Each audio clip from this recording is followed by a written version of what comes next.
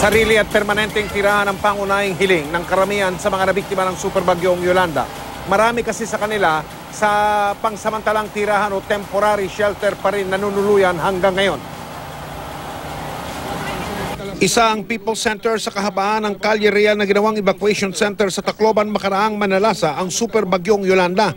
Nasa mahigit 125 pamilya ang pangsamantalang tumira roon, kasama ang pamilya ni Cynthia Katuday, na personal kong nakapanayam. Sa aking pagbabalik makaraan ang 2 taon, hindi ko na inabutan si Cynthia sa People Center. Wala nang nakatira roon. Dahil ang karamihan sa mga residente ng Barangay 54 nakabalik na sa Magallanes, Marso nung 1 taon. Ang iba naman nakalipat sa temporary shelter o pangsamantalang tirahan sa Barangay Abukay at Barangay Utap. Nasamahan ko pa si Cynthia sa unang araw ng magsimbang gabi siya, 2 taon na ang nakakaraan. Taon-taon niyang nakukumpleto ang tradisyon.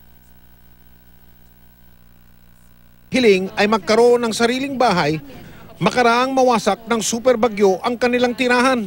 Nakompleto mo ba yung simbang gabi? Opo, nakompleto ko po. Kamusta na kayo ngayon kumpara nung huli tayo nakita?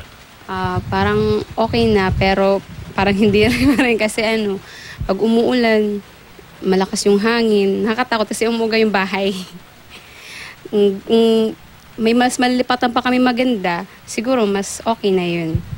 Ayon sa kapitan ng Barangay 54, nakatagdang ilipat sa permanenteng tirahan o permanent shelters sa New Tawayan ang lahat ng kanilang mga residente sa susunod na taon.